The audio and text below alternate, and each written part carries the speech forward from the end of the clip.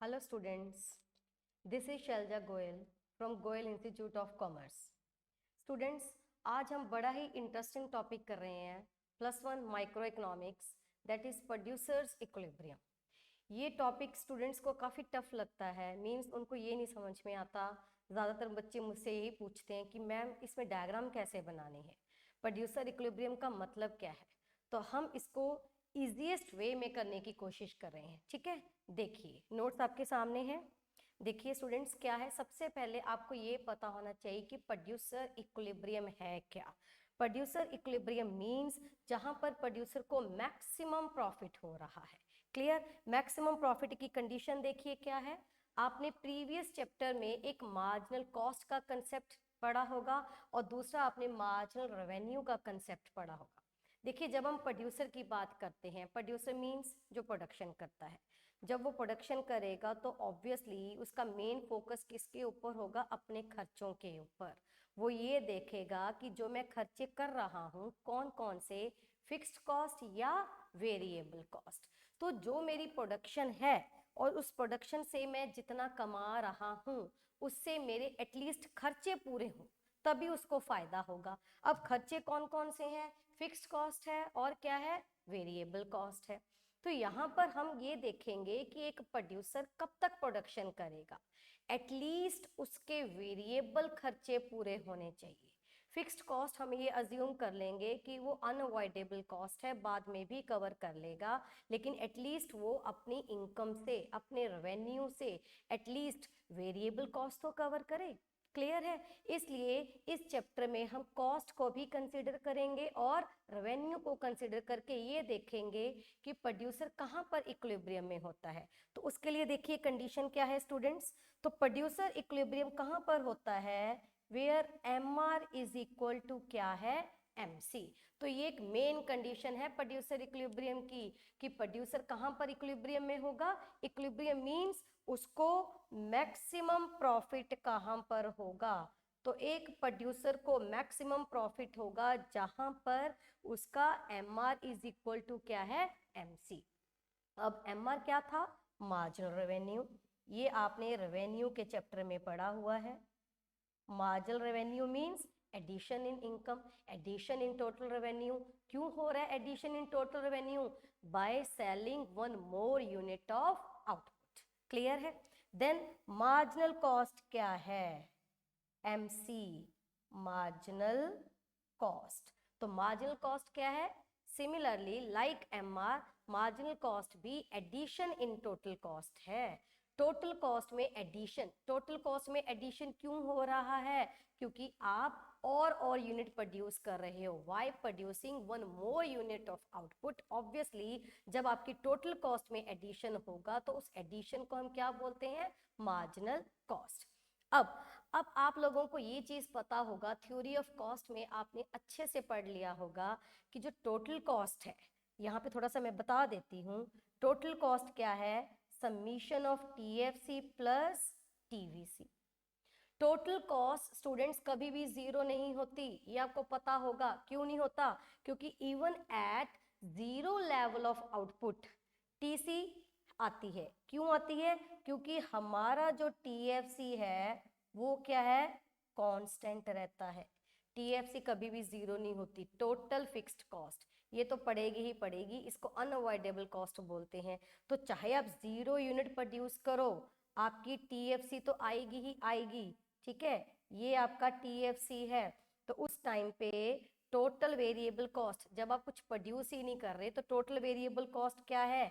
0। लेकिन total cost in दोनों से मिलके बन रही है, तो टोटल कॉस्ट किसके इक्वल होगी? Even at 0 level of output, TFC के।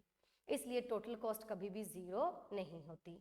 अब एक और, अगर हम यहाँ पर यूनिट बढ़ा लेते हैं, 1 यूनिट प्रोड्यूस किया, TFC अभी भी हमारा 10 ही रहेगा। TVC, अब आपने जब आपने 1 यूनिट प्रोड्यूस किया तो टोटल वेरिएबल कॉस्ट आएगी ऑब्वियसली किसकी? रॉ मटेरियल की आएगी। दूसरा, आपने लेबर को वेजेस पे किए होंगे, बिजली का बिल पे किया होगा, तो बहुत सारे वेरिएबल खर्चे हैं जो हम पे करते हैं। तो मान लीजिए यहाँ पर टोटल वेरिएबल कॉस्ट कितनी है? 8। तो अब हमारी टोटल कॉस्ट कितनी हो गई? 18। क्लियर है। अब ये देखिए टोटल कॉस्ट 10 से 18 किस वजह से हुई, टोटल कॉस्ट 10 से 18 किस वजह से हुई, सिर्फ और सिर्फ इस वेरिएबल कॉस्ट की वजह से। क्लियर है। चलिए एक और करके देखते हैं। अब हमने 2 यूनिट प्रोड्यूस किए, टीएफसी को फिर से हम कांस्टेंट रखेंगे। अब मान लीजिए हमारी टोटल वेरिएबल कॉस्ट कितनी है, 10, जो कि बढ़ती है। Variable cost means which very with level of output. अब हमारा टीसी कितना निकल के आ गया, 20 निकल के आ गया। क्लियर है। तो टीसी कितना है, 20। अब टीसी 18 से 20 किस वजह से हुआ, अगेन वेरिएबल कॉस्ट की वजह से। तो यहां तक आपको ये समझ में आ गया होगा कि जो टीसी में एडिशन हो रहा है that is 10 to 18 and then 18 to 20, ये किस वजह से हो रहा है, सिर्फ और सिर्फ वेरिएबल कॉस्ट की वजह से। और जब टीसी के जो चेंजेस हैं, जो टीसी में चेंज हो रहा है 10 to 18 हुआ, 18 to 20, ये क्या है हमारी मार्जिनल कॉस्ट। इसलिए मार्जिनल कॉस्ट के समीशन को हम क्या बोलते हैं, मार्जिनल कॉस्ट के समीशन को हम किसके इक्वल रखते हैं, टीवीसी। ये आपने कॉस्ट के चैप्टर में किया होगा। यहाँ पर तो मैं सिर्फ आप लोगों की रिवीजन करवा रही हूँ इस कॉस्ट के कंसेप्ट की, क्योंकि मुझे ये कंसेप्ट चाहिए इस टॉपिक में, प्रोड्यूसर इक्विलिब्रियम में। क्या, summation of MC is always equal to TVC. अब तक आपने क्या किया, summation of M R is equal to T R किया, summation of M P is equal to T P किया, summation of M U is equal to T U किया, लेकिन summation of M सी हम टी सी नहीं करते। क्यों नहीं करते, क्योंकि marginal cost addition in T C, और टी सी में एडिशन किस वजह से आता है, वेरिएबल कॉस्ट की वजह से। ठीक है। तो इस चैप्टर के लिए आपको ये 2 चीजें समझनी है, that is summation of M C is equal to TVC and summation of M R is equal to T R. इतनी चीज क्लियर है। चलिए अब हम वापस अपने टॉपिक पर आ जाते हैं, प्रेजेंट टॉपिक के ऊपर, क्योंकि ये तो पिछला रिवाइज करवाया था मैंने आपको। तो टॉपिक हमारा क्या है, प्रोड्यूसर इक्विलिब्रियम। तो प्रोड्यूसर कहां पर इक्विलिब्रियम में आता है, जहां पर उसको मैक्सिमम प्रॉफिट होता है। और मैक्सिमम प्रॉफिट की ये वाली हमारी फर्स्ट कंडीशन है, that is where M R is equal to M सी।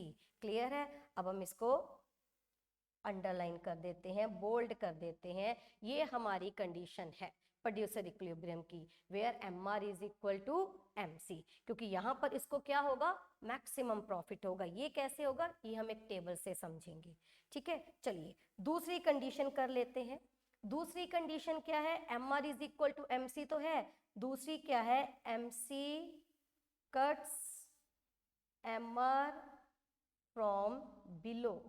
इसका मतलब क्या है कि MC MR को नीचे से कट करे। MC की शेप क्या होती है स्टूडेंट्स, U शेप होती है। ये आप लोगों को पता है। U शेप क्यों होती है, due to law of variable proportion. Means पहले हमें डिक्रीजिंग कॉस्ट मिलती है, फिर हमें क्या मिलती है, इंक्रीजिंग कॉस्ट। डिक्रीजिंग कॉस्ट किस वजह से, due to increasing returns. Increasing cost किस वजह से, ड्यू टू डिमिनिशिंग रिटर्न्स। तो सेकंड कंडीशन हमारी इक्विलिब्रियम की क्या रहेगी, where MC cuts MR from below. Clear है। चलिए अब हम थर्ड कंडीशन लिख लेते हैं, जो मैंने आपको रिवीजन में अभी बताया कि एक प्रोड्यूसर कब तक प्रोड्यूस करेगा, वेयर प्राइस और AR एवरेज रेवेन्यू, इसको हम प्राइस भी बोलते हैं, इज इक्वल टू और greater then average variable cost. तो एक प्रोड्यूसर तब तक प्रोड्यूस करेगा जब तक एटलीस्ट उसके वेरिएबल खर्चे पूरे हो रहे हैं। क्लियर है। तो ये मेन हमारी इस चैप्टर के लिए 3 कंडीशंस हैं जो कि आपको समझनी है। क्लियर। चलिए आगे देखिए। अब इक्विलिब्रियम की बात हो रही है, मैंने आपको MC और MR का कंसेप्ट बता दिया। ठीक है। अब इसमें आपके पास जो नोट्स सामने आपके पास है उसमें देखिए क्या लिखा हुआ है, the producer is said to be in equilibrium when he is earning maximum profit with minimum cost। तो maximum profit बता दिया क्या है, MR is equal to MC। Clear है। अब यहाँ पर प्रॉफिट की बात हो रही है, तो प्रॉफिट आप लोग समझो क्या है। प्रॉफिट क्या है, प्रॉफिट मीन्स जब उसका जो टोटल रेवेन्यू है दैट इज TR, उसमें क्या हो रहे हैं, खर्चे पूरे हो रहे हैं। क्लियर। खर्चे कौन से, टोटल कॉस्ट। तो ये उसका क्या रहेगा, प्रॉफिट। मैंने इसको बोल्ड करके दिखा दिया आप लोगों को। Total revenue that is total income minus क्या है, टोटल कॉस्ट। खर्चे कौन से, चाहे वो आपके फिक्स्ड हो, चाहे वेरिएबल हो, चाहे एक्सप्लिसिट हो, चाहे इम्प्लिसिट हो। अगर आपकी टोटल इनकम इतनी है कि आप उसमें खर्चे कवर कर रहे हो और जब आपके पास कुछ बच रहा है उसको हम क्या बोलते हैं, profit.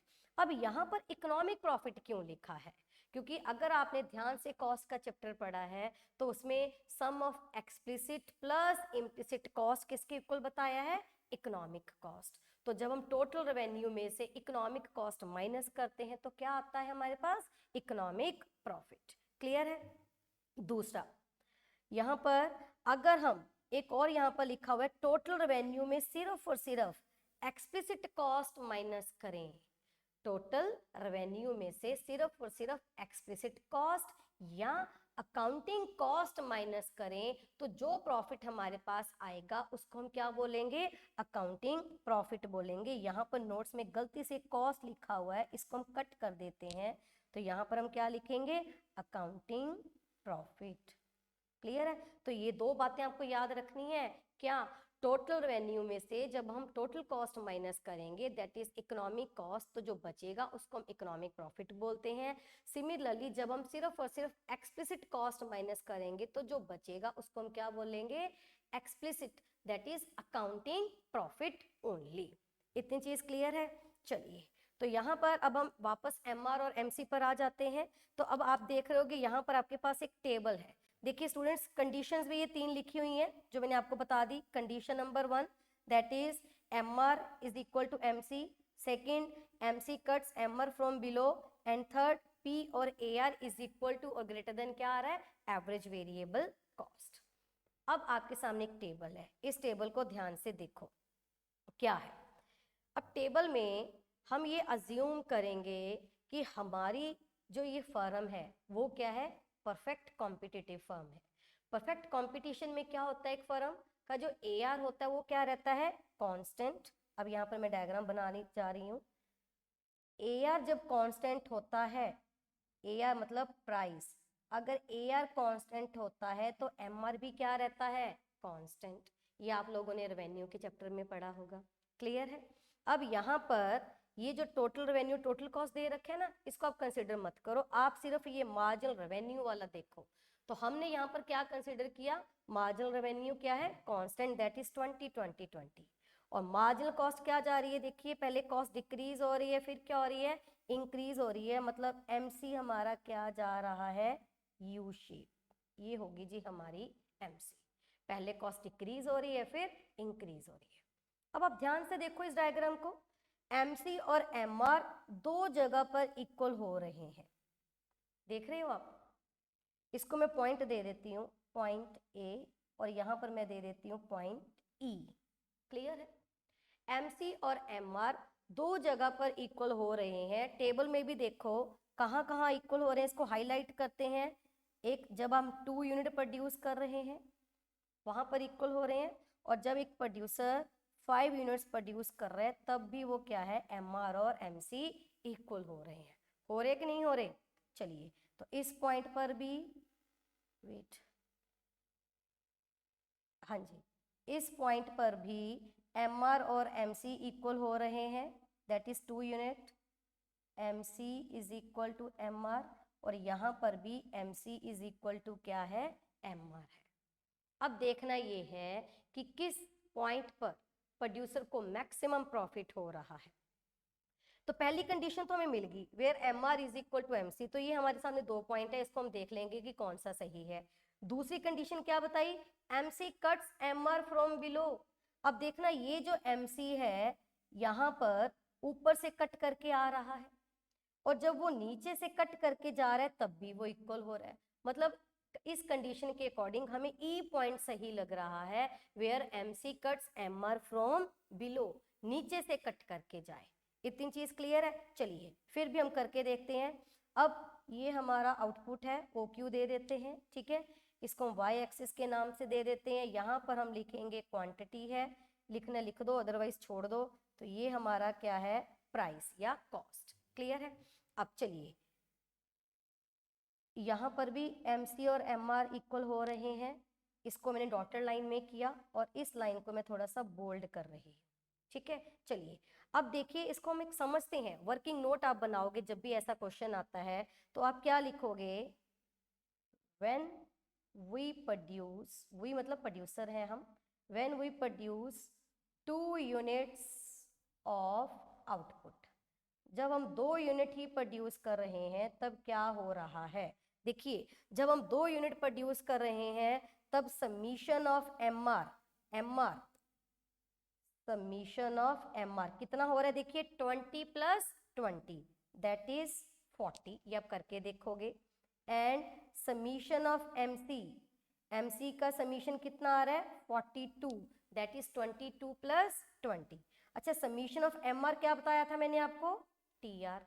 Summation of MC starting में क्या बताया, टीवीसी। अब जब आप 2 यूनिट प्रोड्यूस कर रहे हो तब देखो आपके साथ क्या हो रहा है, टोटल रेवेन्यू तो सिर्फ 40 है और टोटल वेरिएबल कॉस्ट कितनी है 42, मतलब ये तो भी गड़बड़ हो गई, टीआर लेस देन टीवीसी, तो यहाँ पर तो लॉस हो रहा है आपका। इट मीन्स ये जो लेवल ऑफ आउटपुट है ये हमारे लिए सही नहीं है, यहाँ पर प्रोड्यूसर को लॉस हो रहा है। हालांकि MR is equal to MC है लेकिन वो पॉइंट सही नहीं है, ठीक है। चलिए आगे आ जाते हैं। व्हेन वी प्रोड्यूस कितना, टेबल में 5 यूनिट्स ऑफ आउटपुट।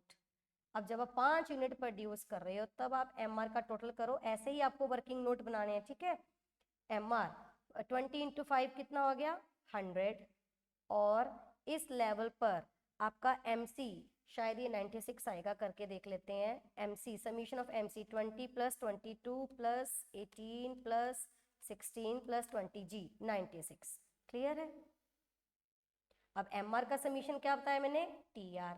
MC का समीशन क्या बताया, TVC। अब देखिए ये अच्छी बात होगी, अब इसमें क्या हो गया, TR ग्रेटर देन TVC हो गया, हमें यहाँ पर 4 रुपीज का क्या हो रहा है, प्रॉफिट हो रहा है, क्लियर है। तो पहली कंडीशन क्या है, मैक्सिमम प्रॉफिट की। तो मैक्सिमम प्रॉफिट आप ना इस टेबल को करके देखो अपने लेवल पे।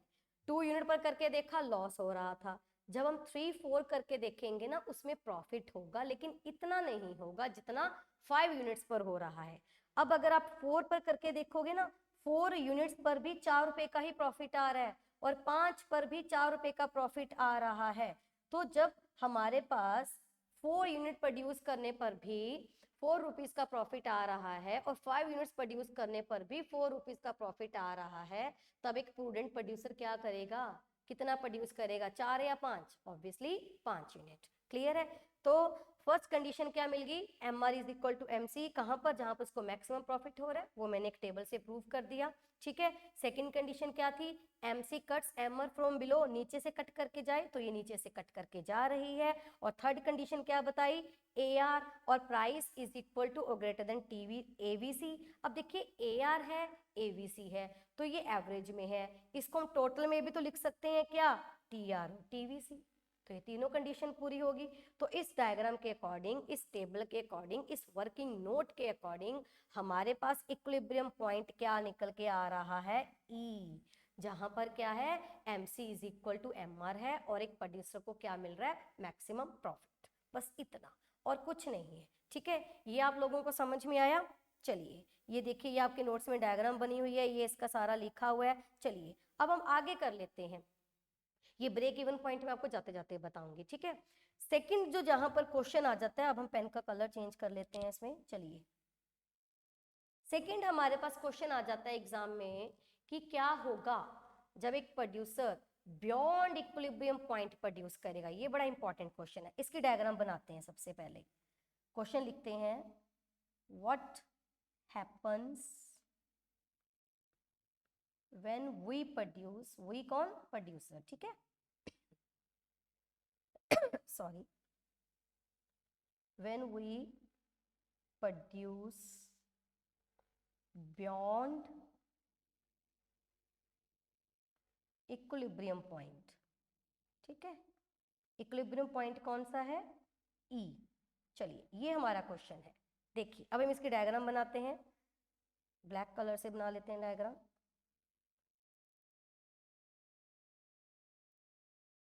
X axis, y axis same लेंगे।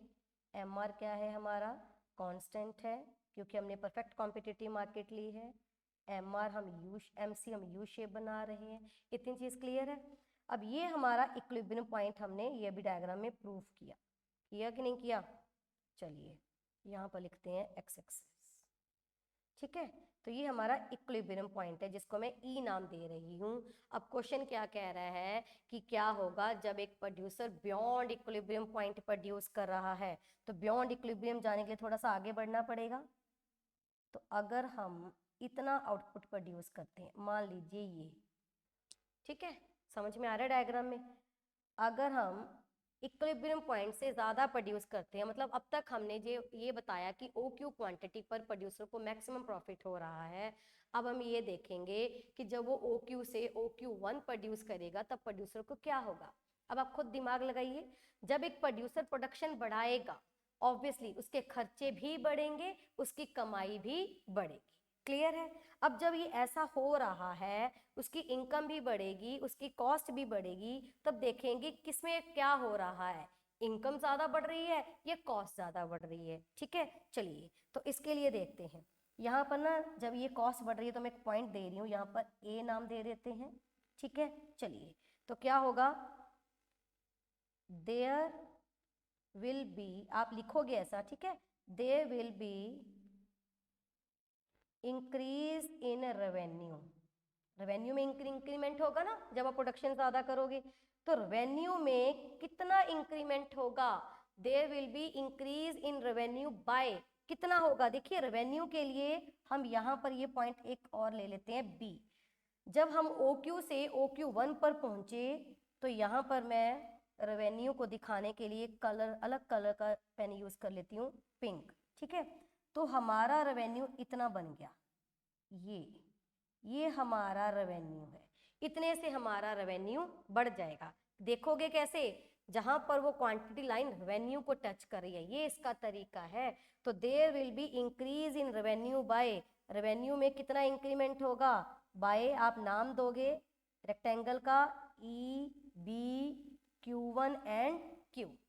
ठीक है, सेकंड और क्या इंक्रीज होगा, मैंने अभी बताया, there will be also increase in cost. Obviously जब आप प्रोडक्शन ज़्यादा करोगे तो खर्चे भी बढ़ेंगे। तो कॉस्ट कितने से बढ़ेगी, उसको हम अलग कलर यूज कर लेते हैं, मान लीजिए ग्रीन। ठीक है, तो कॉस्ट कितने से बढ़ेगी, कॉस्ट बढ़ेगी यहाँ से लेके ये सारी। देखने का तरीका क्या है इसका, कॉस्ट तक आप जाओगे। ठीक है, तो ये कॉस्ट कर्व तक जा रही है जो हमारी क्वांटिटी लाइन। तो कॉस्ट कितने से बढ़ रही है, बाय, इसको भी रेक्टेंगल का नाम दे रहे हैं, यहाँ से शुरू करो EAQ1Q। समझ में आ गया। तो जब हम प्रोडक्शन ज़्यादा करेंगे तो हमारे खर्चे भी बढ़ेंगे, ऑब्वियसली इनकम भी बढ़ेगी। खर्चे हमारे बढ़ रहे हैं कितने एरिया से, EAQ1Q, और रेवेन्यू हमारा कितने एरिया से बढ़ रहा है, EBQ1Q। तो ज़्यादा चेंज किस में आ रहा है, देख लो। अब आप खुद ही ये डिफरेंस क्रिएट कर लो, अलग पेन यूज कर रहे हैं। अब हमारा जो रेवेन्यू है EBQ1Q ये कम है और खर्चे हमारे ज़्यादा हैं, तो इतने एरिया से ये जो एरिया अब बन गया हमारा, ये छोटा सा ट्रायंगल बन रहा है। ठीक है, तो वो क्या है, हमारी कॉस्ट। तो इतने से हमारी कॉस्ट ज़्यादा बढ़ जाएगी। तो हम क्या लिखेंगे, thus there will be more increment in cost। Cost ज़्यादा बढ़ेगी कितने एरिया से, बाय EAB। तो यहाँ पर आपका क्या हो गया, नुकसान हो गया। अगर आप बियॉन्ड इक्विलिब्रियम पॉइंट प्रोड्यूस करते हो तो ऑब्वियसली आपका टोटल रेवेन्यू भी बढ़ेगा, आपकी कॉस्ट भी बढ़ेगी, लेकिन इसमें कमाई उतनी नहीं बढ़ रही जितने खर्चे बढ़ रहे हैं। कितने से बढ़ गए, EAB, और ये आपका क्या हो गया जी, लॉस हो गया। इसलिए वापस आप क्या आ जाओगे, इक्विलिब्रियम पॉइंट पर आ जाओगे। क्लियर है। चलिए तो ये हो गया एक और क्वेश्चन जो मेन है, पेपर में आ जाता है। अब हम इसी का एक और करते हैं। सेकंड क्वेश्चन क्या आता है, सेकंड क्वेश्चन इसमें आता है, अब हम इसमें कलर चेंज कर लेते हैं वापस पिंक। सेकंड क्वेश्चन आता है हमारा, व्हाट हैपन, ज़्यादा डार्क हो गया ना ये, चलिए, what happen when we produce below equilibrium, तो टॉपिक क्या है हमारा, अगर हम बिलो इक्विलिब्रियम पॉइंट से प्रोड्यूस करते हैं फिर क्या होगा। देखिए उसके लिए भी डायग्राम बनाते हैं। जब हम बिलो इक्विलिब्रियम प्रोड्यूस करेंगे तो उसके लिए देखो क्या होगा स्टूडेंट्स। ये तो कुछ और ही कलर आ गया, चलिए कोई बात नहीं, हम वापस स्क्रीन पे आ जाते हैं। ठीक है, चलिए क्या होगा जब हम बिलो इक्विलिब्रियम प्रोड्यूस करेंगे, तो वापस ये हमारी क्या आ गई, मार्जिनल रेवेन्यू। ये क्या है यू शेप में एमसी, ये मैंने क्या बताया इक्विलिब्रियम पॉइंट, ये ओ क्यू क्या है हमारी क्वांटिटी, इतना हम प्रोड्यूस कर रहे हैं।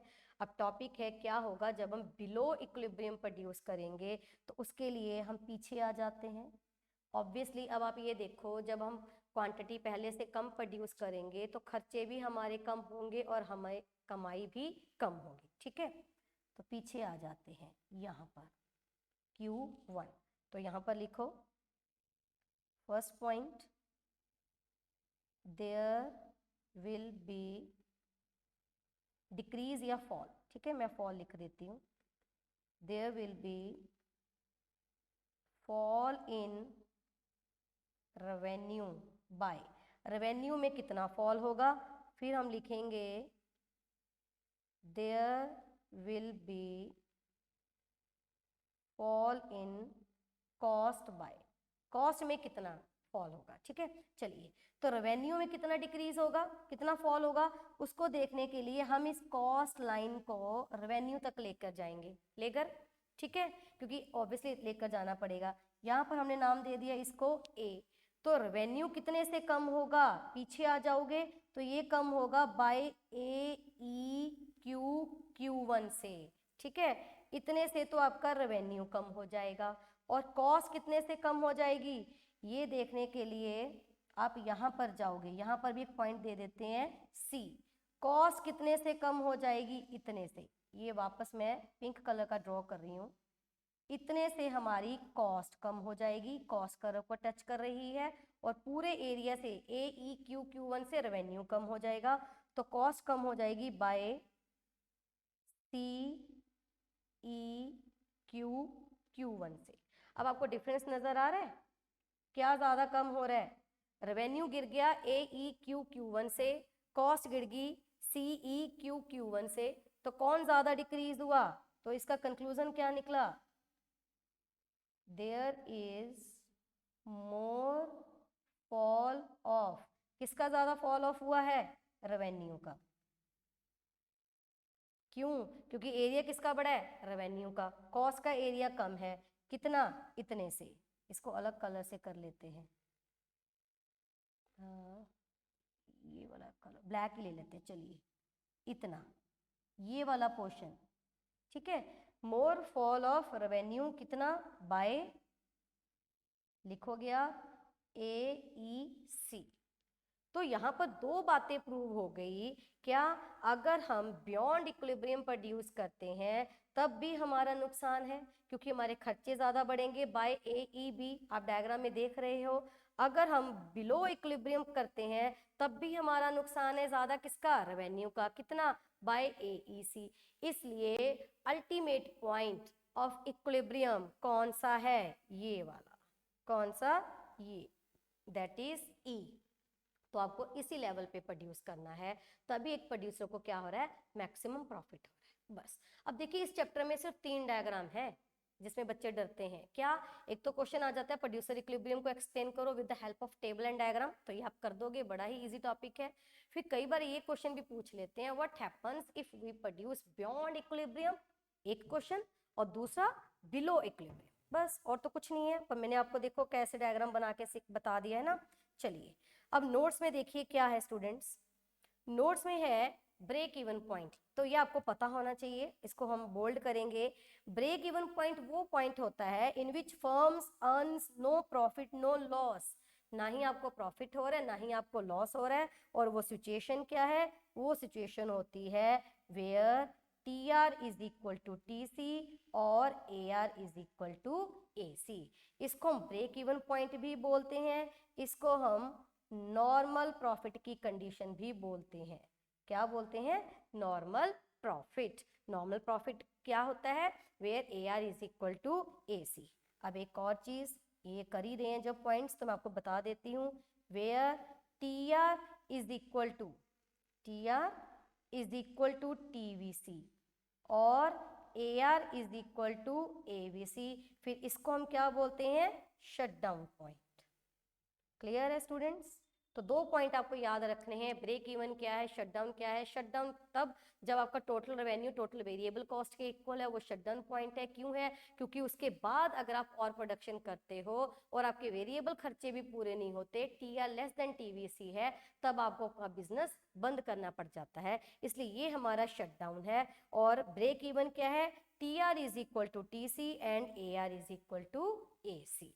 क्लियर है? बस यही है इस चैप्टर में, और कुछ भी नहीं है। ठीक है स्टूडेंट्स, चलिए थैंक यू। तो इसको अच्छे से कर लेना अब आप। ठीक है, थैंक यू।